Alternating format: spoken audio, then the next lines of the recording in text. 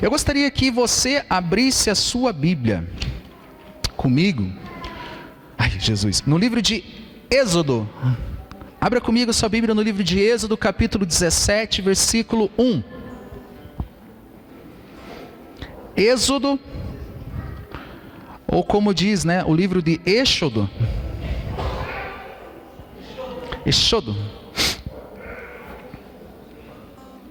Livro de Êxodo, capítulo 17, versículo 1. Amém? Eu gostaria que você prestasse atenção, porque a palavra de hoje, ela parece ser longa, mas ela é mesmo. Ela parece ser simples, mas não é. Eu, buscando no Senhor, Ele trouxe essa revelação e, assim, né, eu escutei uma palavra do pastor Aloísio, né, que foi marcante, né, assim, muita revelação em algo que eu quero compartilhar com os irmãos. Nós temos pregado a importância de você falar, né? O crente, depois que ele entende a graça, ele não fala, ele não ora, ele joga tudo na graça. Agora pela graça não preciso ir para o monte, não preciso nisso, não preciso mais ficar de joelho, não preciso não sei o quê. Mas aí nós acabamos não falando. Nós falamos muito nos últimos cultos a respeito de falar, de verbalizar a sua oração. Amém? Então eu gostaria, queridos, de que você entendesse. É para vocês enxergar melhor? Então tá bom. A Bíblia fala, queridos, que Jesus Cristo, Ele é a rocha. Amém? E tem alguns versículos, né, que fala muito sobre isso. Então eu quero que você venha entender que Jesus Cristo, sendo a rocha, Ele nos ensinou que nós devemos falar. Jesus Cristo, quando Ele chegava ao cego, Ele falava, veja, né, ao morto, levanta. Ele falava aos pães, aos peixes, né, graça eu te dou, Senhor, eu te agradeço pelo que tenho aqui. Ele falava. Você teve algum problema essa semana? Teve alguma dificuldade essa semana, queridos? Teve? Como é que você fez para lidar com esse problema? Como é que você lidou com esse problema? Você murmurou? Você murmurou um pouquinho? Você deu uma reinada assim, tipo, que coisa, que Deus do céu. Você fez assim? Pois é, só que Deus, Ele te deu autoridade para você falar. Para que você viesse falar. A Bíblia diz no livro de Marcos, capítulo 11, porque em verdade, não precisa trocar ali não. Porque em verdade vos digo que qualquer que disser a esse monte, ergue-te e lança no mar, e não duvidar no seu coração, mas crer que se fará aquilo que diz, tudo o que disser lhe será feito. Tudo que você falar vai ser feito. Amém? Amém. Então tá bom, vamos voltar para a palavra aqui. Eu tenho bastante folhas aqui, gente, mas é tudo referências bíblicas. Então é só para mim não abrir a Bíblia. Então, a Bíblia fala que Jesus Cristo é a rocha. Amém? Eu separei aqui alguns versículos, tá, que fala sobre a rocha. Eu gostaria que projetasse 1 Coríntios, depois nós voltamos aí, 1 Coríntios 10, versículo 4. Gostaria que você prestasse atenção, queridos, que pode parecer um pouquinho confuso, né? Poxa, o pastor está indo para lá, voltando para cá, mas eu preciso que você entenda essa palavra. Isso vai mudar a tua vida no dia de hoje. Amém? 1 Coríntios capítulo 10, versículo 4. E beberam da mesma fonte espiritual, porque bebiam de uma pedra espiritual, os que os seguia, e a pedra era... Eu coloquei no grupo lá, né, da igreja, do ministério lá, eu coloquei, por que Moisés não entrou na terra prometida? Por que Moisés, ele não herdou aquelas promessas, né, a terra de Canaã, só Josué entrou na terra? Você já parou para pensar? Poxa, Moisés foi um cara tão legal, tão bacana. Ele, poxa, Ele se abdicou de toda a riqueza dele, né, do palácio de Faraó, e ficou 40 anos no deserto, e Deus não permitiu dele entrar. E eu estava buscando, né, falar assim, poxa Senhor, né, tem certas coisas que a gente murmura, tem certas coisas que a gente quer chutar o pau da barraca, e o que estava acontecendo? E veio essa palavra assim, direto no meu coração. Só que a fonte espiritual, 1 Coríntios, a nova aliança diz, e Paulo fala, porque bebi de uma pedra espiritual. Agora a nossa vida é espiritual. Cristo é a pedra. Aqui ele está fazendo menção a Moisés. Deixa eu voltar aqui, queridos, senão eu vou ficar até amanhã e não vou construir uma palavra junto com você. Cristo é a pedra angular. Nele todos os cristãos estão unidos, em Efésios 2, 20. Jesus é a rocha sólida na qual podemos nos amparar quando as tempestades da vida baterem e soprarem contra nós. Mateus 7. Em Deuteronômio 32 diz assim: Ele é a rocha, as suas obras são perfeitas e todos os seus caminhos são justos. Ele é Deus fiel, que não comete erro, justo e reto Ele é. Alguém aqui que já caminha comigo há algum tempo, sabe qual que é o salmo que nós usamos muito na libertação? Qual que é? O Salmo 18. Um salmo onde o capeta ele não aguenta ouvir, e se uma pessoa estiver possessa, ela não consegue ler. E o que diz Salmo 18? O Senhor é a minha rocha, a minha fortaleza, o meu libertador, o meu Deus e o meu rochedo, em quem me refúgio. Ele é o meu escudo e o meu poder que me salva, a minha torre alta. Amém, irmãos? Ele é a rocha, né? E 1 Coríntios 4, como eu já li, né? A rocha era Cristo. Amém? Amém? Então deixa eu guardar, essa folha, a primeira parte nós já cumprimos. Você vê que Moisés, ele estava com aquele povo com sede. Tem como projetar agora Êxodo 17? Se você tem a sua Bíblia, abra comigo também, queridos, né? Valorize esse tempo, né? Gaste um pouquinho a tua Bíblia nova, né? Para você confirmar. Êxodo capítulo 17, versículo 1, eu vou ler aqui, tá? A Bíblia fala assim, amém? Vocês estão comigo? Toda a comunidade de Israel partiu do deserto de Sim, andando de um lugar para o outro, conforme a ordem do Senhor.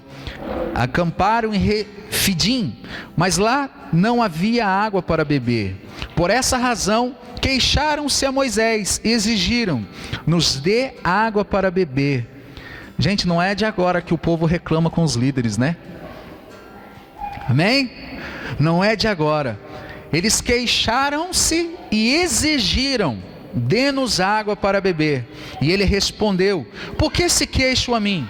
Por que colocam o Senhor à prova? Mas o povo estava sedento e reclamou a Moisés: por que nos tirou do Egito? Para nos matar de sede a nós, aos nossos filhos e aos nossos rebanhos? Então Moisés clamou ao Senhor: que farei com esse povo? Então estão a ponto de apedrejar-me. Respondeu-lhe o Senhor: passe à frente do povo, leve com você algumas das autoridades de Israel, tenha na mão a vara com a qual você feriu o Nilo e vá adiante. Queridos, eu não sei se você lembra, mas em Êxodo 7, versículo 17, 18, 15, enfim, Êxodo 7, Moisés ele pegou a vara. Eu falei que eu ia pegar o cajado, mas esqueci. Deixa lá, não precisa agora não. Vocês lembram? Perdão. Vocês lembram como é que é o formato de um cajado? Ele tinha ali o seu cajado. E Deus ele fala para ele: tenha na mão a vara com qual você feriu o Nilo. Alguém lembra da história do Nilo? Que Moisés tocou na água do Nilo e a água se tornou sangue. Vocês lembram em Êxodo 7? Não precisa ler. Ele feriu, ele tocou na água e a água tornou-se em sangue. Tornou-se em sangue. O que o sangue simboliza? Morte. Amém? Morte, porque todos os peixes morreram. os peixes, né? A Bíblia fala que ninguém no Egito conseguia tomar de águas, e até mesmo dentro dos cântaros, dentro dos vasos, das bacias, aonde você possa imaginar que tinha água, se tornou sangue. Vocês lembraram dessa parte? Amém? Eu estarei à sua espera no alto da rocha. Vocês estão comigo, gente, de novo? Estão trocando ali? Eu estarei à sua espera no alto da rocha, que está em Horebe. Bata na rocha, e dela sairá água para beber. Assim fez Moisés à vista das autoridades de Israel, e chamou aquele lugar Massá e Meribá, porque ali os israelitas reclamaram, né, que simboliza contenda e tentação. Reclamaram e puseram o Senhor à prova, dizendo: o Senhor está entre nós ou não? Você entendeu essa cena? O povo sai do Egito, né? Acabaram de testemunhar, né, a morte dos primogênitos. Eles saem, e quando eles começaram a caminhada, quando eles começaram ali a deslumbrar a saída da escravidão, eles tiveram sede. É normal ter sede, gente? É normal ter sede, é normal ter dificuldade, é normal reclamar, murmurar. Não deveria, mas é o que acontece quando o povo, né, começa a ter problemas. E eles começaram a reclamar de Moisés, e Deus, ele fala para Moisés: pega a vara que você tocou no Nilo, a saber, a tua vara, pega a tua vara e toca no Nilo. Bata na rocha e vai sair água. Pega essa vara, esse cajado, e você vai ferir a rocha, você vai bater na rocha. Eu vou estar lá na rocha, você vai bater e vai sair água da rocha. Amém? Você entendeu essa cena? Amém? A segunda vez, 40 anos depois, projeta para mim, se você que trouxe a sua Bíblia, em Números 20. Números 20, versículo 2. Você que trouxe a sua Bíblia, abra também, gente, porque é bom você ver. 40 anos depois, no mesmo lugar, adivinha o que aconteceu?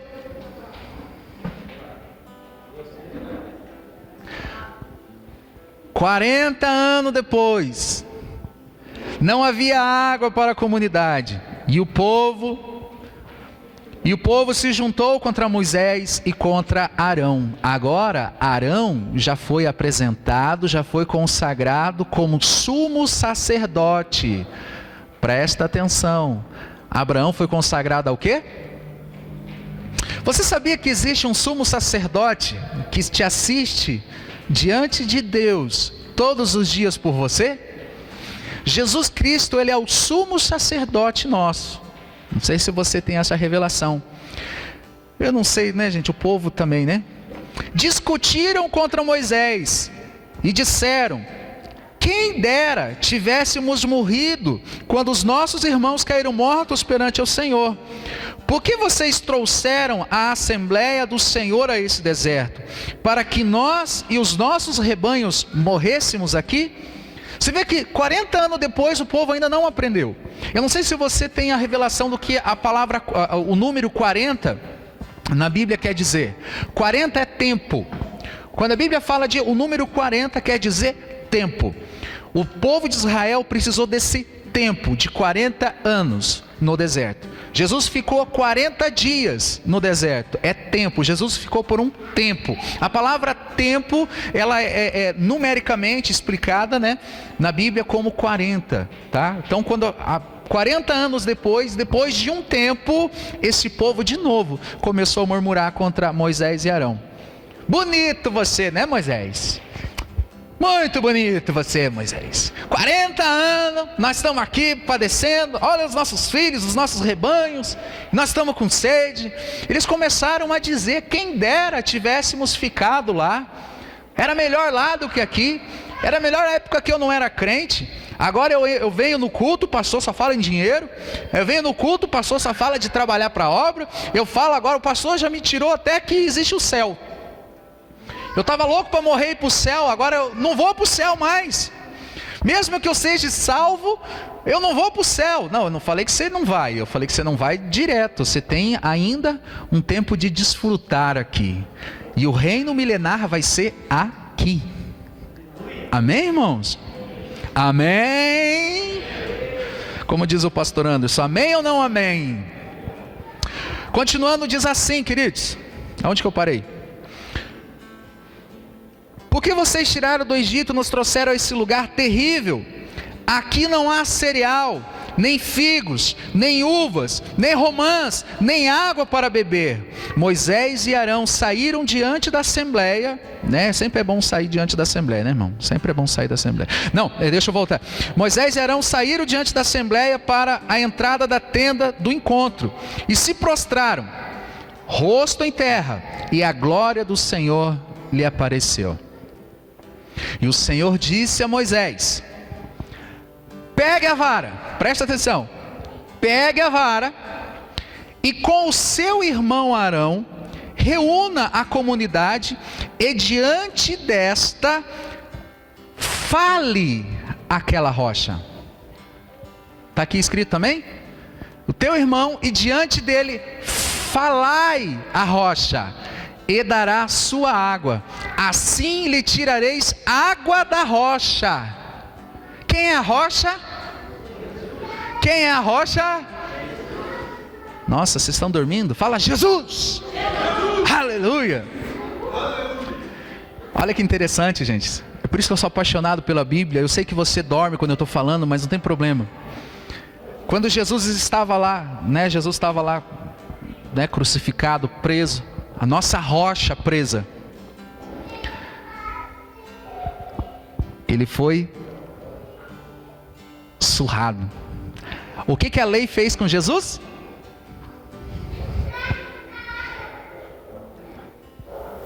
No primeiro tempo, a rocha precisava ser ferida.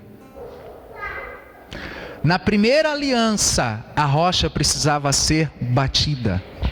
Deus estaria na rocha, mas ela precisava ser ferida, porque agradou-se a Deus feri-lo e moê-lo. Quando feriram Jesus, o que saiu da costela dele? Saiu o quê? Sangue e água. Lembra da primeira vara? Lembra? Falai a rocha agora. 40 anos, depois de um tempo, segundo tempo, agora não pode bater. Na nova aliança, a rocha não pode ser batida, tem que falar para a rocha. Falai a rocha e vai sair água. Continuando, diz assim, eu vou ler aqui, queridos, para não ficar de costa para você. Diz o Senhor: pegue a vara e com o seu irmão reúna a comunidade diante desse e falai a rocha, e ela verterá água. Vocês tirarão a água da rocha para a comunidade e para os rebanhos beberem. Então Moisés pegou a vara que estava diante do Senhor, como lhe havia ordenado. Talvez o que você não tenha revelação clara, que agora a vara é outra. Agora é outra vara. Se prestou atenção que agora é para pegar o bordão, né? Que estava diante do Senhor. Pode ser bordão, pode ser vara, tá? Tanto faz. Estava onde esse bordão? Estava onde essa vara? Qual é a vara que está diante do Senhor? Tá bom. Eu vi que vocês não estão lembrados. Vocês têm paciência de eu explicar para vocês? Temos tempo. Aonde estava o Senhor nessa época? O Senhor estava ali, no Santo do Santo. 40 anos depois, tabernáculo construído, já estava ali a tenda, o Senhor habitava no Santo do Santo, tinha o lugar santo e o átrio, amém? O que estava lá diante do Senhor? Qual era a vara que estava lá? Qual era a vara de Arão? Aqui floresceu. Sabe por que teve que florescer a vara diante de Arão, Drica? Por causa da rebelião dos homens. Que todo mundo queria ser alguma coisa, todo mundo queria ser cabeça, todo mundo queria aparecer, todo mundo chegou assim, quem Moisés pensa que é? Quem Arão pensa que é? Quem escolheu vocês líderes? A Bíblia diz que naquele tempo, tem uns caras que estrearam o inferno. A Bíblia fala que em Números 16, a terra se abriu, e eles foram direto para o inferno, porque eles se levantaram. No versículo 17, eu imprimi aqui, ó, Números 17, diz assim, ó, no versículo 2, se vocês quiserem projetar, é só voltar 3 capítulos aí. Disse o Senhor a Moisés: peça aos israelitas que tragam 12 varas, uma de cada líder das tribos. Escreva o nome de cada líder em sua vara. Na vara de Levi, escreve o nome de Arão, o sumo sacerdote que se tornou depois. Pois é preciso que haja uma vara para cada chefe das tribos. Deposite-as na tenda do encontro, em frente da arca das tábuas da aliança, onde eu me encontro com vocês. A vara daqueles que eu escolher florescerá, e eu me livrarei dessa constante queixa dos israelitas contra você. Assim Moisés falou aos israelitas, e os seus líderes deram 12 varas, uma de cada tribo, uma de cada líder da tribo, e a vara de Arão estava entre elas. Moisés depositou as varas diante do Senhor na tenda que as guardava as tábuas da aliança. No dia seguinte, Moisés entrou na tenda e viu que a vara de Arão, que representava a tribo de Levi, tinha brotado. Mas não tinha só brotado, tinha produzido botões e também flores, e além de amêndoas maduras. Não sei se você sabe, se você já estudou sobre isso, mas a árvore de amêndoas é a primeira que produz. São as primícias. Jesus é o primeiro que floresceu. Existe um homem sentado à destra do papai. Ele é o primeiro que floresceu, que saiu desse corpo e agora está no corpo glorificado. Amém, irmãos? A vara de Arão é a que floresceu e que está diante do Senhor nessa cena. Então vamos voltar agora diante da rocha. O povo estava murmurando 40 anos depois. No primeiro tempo, diante da lei, a lei é ruim, gente? A lei, ela é boa, perfeita e justa. Na época de Moisés, era o que de melhor existia. A lei era onde Deus se relacionava com os homens. Eu nunca falei mal da lei, mas isso foi para um tempo. No primeiro tempo, Moisés batia, porque era necessário que batesse na rocha. Era necessário que ele fosse moído para poder sair providência, para vir prosperidade, precisava bater. E a rocha foi batida. Jesus, ele foi moído e saiu água. Agora deixa eu entender, queridos, junto com você. Jesus, ele veio e foi moído. Agora nós estamos no segundo tempo. E você não pode confundir o primeiro tempo com o segundo tempo. Você não pode colocar o segundo tempo e colocar no primeiro, porque para cada coisa tem o seu tempo. Agora Deus, ele falou a Moisés: vai e fale a rocha. Ainda tem gente que está querendo bater na rocha. Ainda tem gente que está querendo sacrificar ao Senhor para ser próspero. Tem gente que ainda está querendo viver debaixo da lei. Sabe por quê? Eu já me perdi tudo aqui, gente. Eu não sei porque que eu faço essas coisas, mas enfim, pelo menos no começo dá certo. Qual que era a primeira vara? Mas como é que era o formato dela? Um cajado. Você consegue deslumbrar um cajado? Senão eu mando buscar um ali atrás. O que te passa a imagem de um cajado? Não parece, né? Desculpa assim, não parece algo, né? Quem tinha um cajado era o líder. Era a vara de Moisés. Quando ele bate assim, mostra a autoridade daquele homem. E isso é o que muitas igrejas ainda quer ter, a autoridade daquele homem, aonde só ele pode bater, só ele pode exortar, ele é o máximo. Quando Deus, ele fala, e Deus saiu água, gente, da primeira, na segunda também, mas depois eu explico por quê. A imagem do cajado, da primeira vara, Para ser fácil de você entender, ela passa uma imagem masculinizada. Ficou bom para você? Você vê essas igrejas, não tem esses pastores que pregam com prego mesmo? Esses pastores que ele joga um monte de maldição e praga. Não parece assim que aquele pastor, ele é... Nossa, dá a impressão que ele anda sobre as águas mesmo. Porque a lei traz isso. A lei, ela passa uma imposição, algo rude. Algo masculino mesmo, gente. Espera que eu já te digo por quê. Agora a graça parece ser frouxa, não parece ser frouxa? Não parece? O pastor diz, poxa, agora nem exortam mais, não disciplinam mais, essa lei é frouxa demais. Vamos voltar agora para a cena da segunda vez, da rocha. Moisés, ele estava segurando o que na mão? Uma amêndoa. O que tinha na vara da amêndoa? Flores.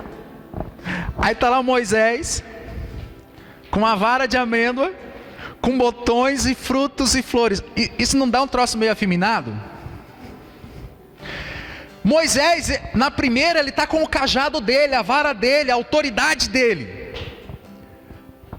Gente, não faça comparação, eu estou só mostrando para você como as pessoas julgam a graça como frouxa. Na segunda vez, Moisés, ele está com a graça. Ou você acha normal uma amêndoa florescer e permanecer florida? Moisés, ele não sabia o que fazer com a graça. Ele não sabia fazer com aquilo, mas ele precisava se impor diante da autoridade.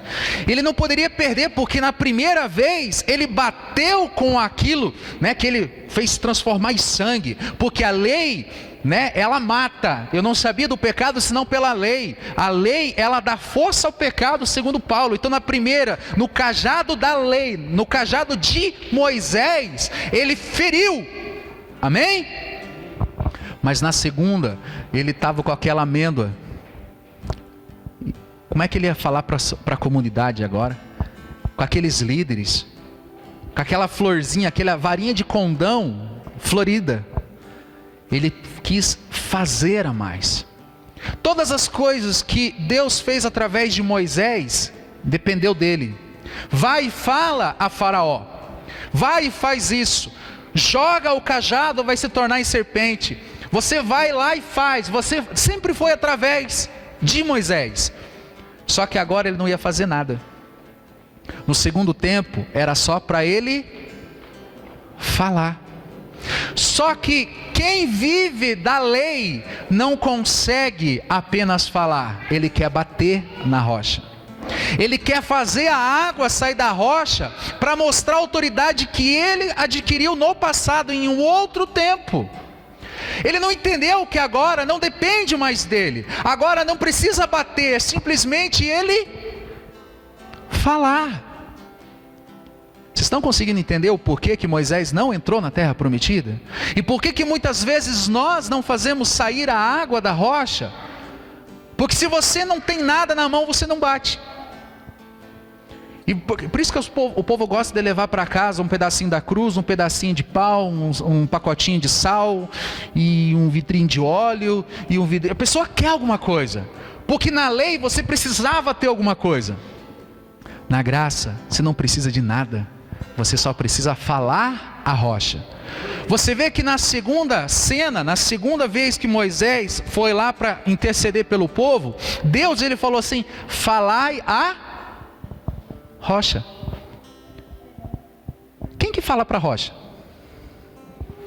Gente, se você encontrar alguém falando com rocha, o mais perto de rocha que eu tenho aqui é o concreto. Aí então aqui tem, né, concreto. Lá e chega alguém e você vê lá o cara conversando com o poste, que é de concreto.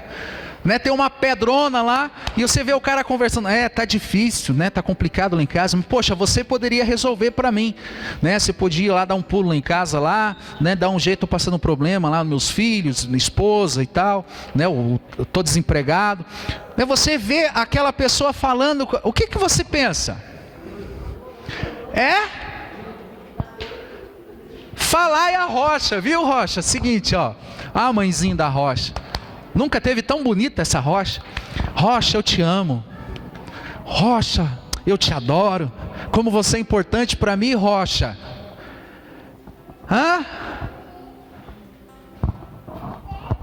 A Bíblia fala de um homem que é segundo o coração de Deus. Quem é esse? Quem é?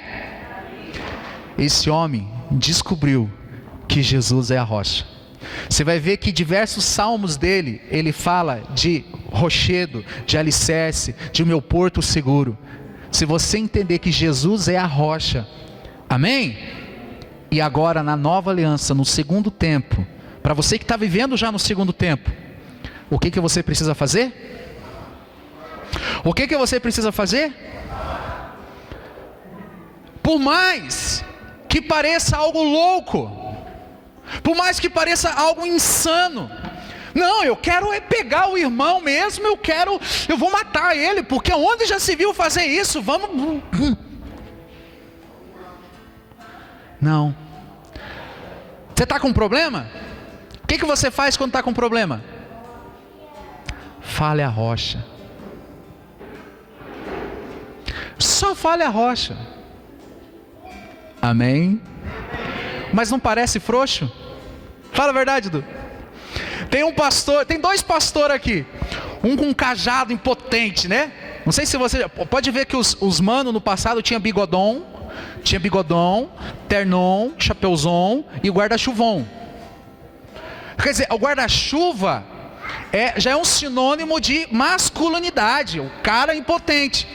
Aí vem o segundo pastor com uma varinha de um condão aqui, de uma amendoeira florida. Agora, irmãos, você vai vir e vai receber a oração dos pastores. Qual fila que ia ter mais irmãos? Na do cajado. Porque pastor que é bom mesmo, ele desce o cajado, ele bate mesmo, nem que tem que quebrar as pernas. Eu já escutei muito isso. Foi o tempo, queridos. Agora você fala a rocha. Você pega aquela varinha de amendoeira que está florida, que talvez muitos acham que é loucura. E Moisés, ele pega, deixa eu voltar aqui. No versículo Números 20, tá? Você conseguir projetar, amém? No versículo... Não tem aqui para mim. Não tem problema. E disse o Senhor a Moisés: pegue a vara com o seu irmão Arão, reúna a comunidade e diante desta fale aquela rocha.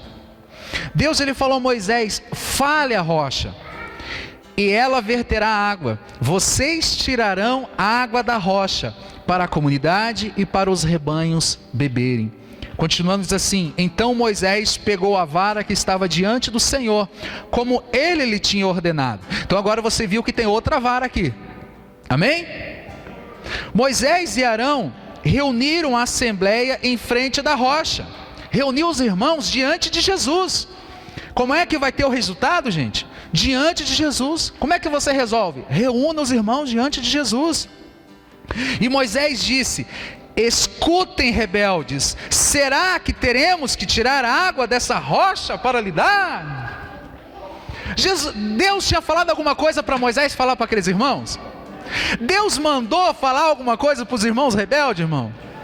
Deus falou: vai lá e dá uma lição de moral, pastor Celso? Não, reúna os irmãos. Na primeira vez, reúna as autoridades diante, e vocês vão falar. Na primeira cena, legal. Na segunda, vocês vão lá e fale para a rocha. Fale para a rocha da água. Só que o problema é que na primeira vez ele decorou, e na segunda ele esqueceu, e na segunda ele já sabia fazer, e ele entendeu que na primeira, agora ele não precisou obedecer propriamente dito a instrução do segundo tempo. Que agora antes era Deus reinando sobre a terra, agora o Filho está reinando. Agora você fala com o Filho para falar com o Pai. Amém, irmãos? Antes você precisava de um sacerdote lá dentro do templo para falar. Hoje você fala através do Filho. Amém? A primeira vez o filho foi surrado e batido. Agora não pode bater no filho. Quando as pessoas escolhem viver pela lei, elas estão batendo no filho.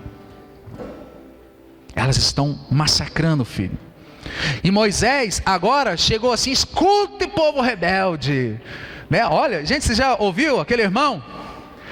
Deus manda dizer nesse lugar que vai chacoalhar a figueira. E por esses dias, irmãos, joelho no chão, jejum e oração, porque o vento do Senhor vai soprar, aleluia. Não, não é para fazer isso não. Mas os irmãos gostam de bater na rocha. E o pastor que traz mais é quem está com o cajado. Aí chega aquele pastor com fala mansa, que não grita, que está segurando um bordãozinho florido. Ninguém quer ouvir. Você já viu alguma semelhança nisso? Então Moisés ergueu o braço, bateu na rocha 2 vezes com a vara, jorrou água, e a comunidade e os rebanhos beberam.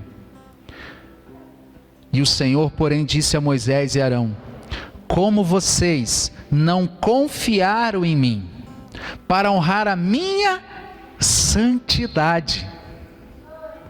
Alguém lembra o que é santidade?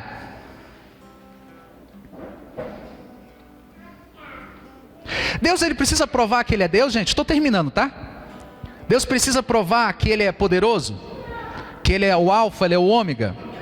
Ele está falando para Moisés: você não creu na minha justificação. Para nós hoje que entendemos o que é a justificação, a justiça de Deus em Jesus Cristo, ele está falando para Moisés, está falando para a lei: vocês não entenderam que agora eu separei, eu santifiquei, vocês não creram que eu era capaz de amar independente do que estava acontecendo. Santidade vem de santo, santo vem de separado. Separado não quer dizer encoberto, separado é para ele. Eu separei para mim. Amém, irmãos? Não confiaram na minha santidade à vista dos israelitas. Vocês não conduzirão esta comunidade para a terra que lhe dou. Amém?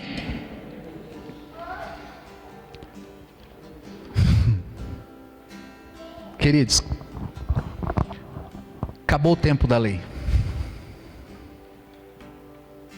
O Brasil durante muito tempo foi conduzido por esse tempo da lei.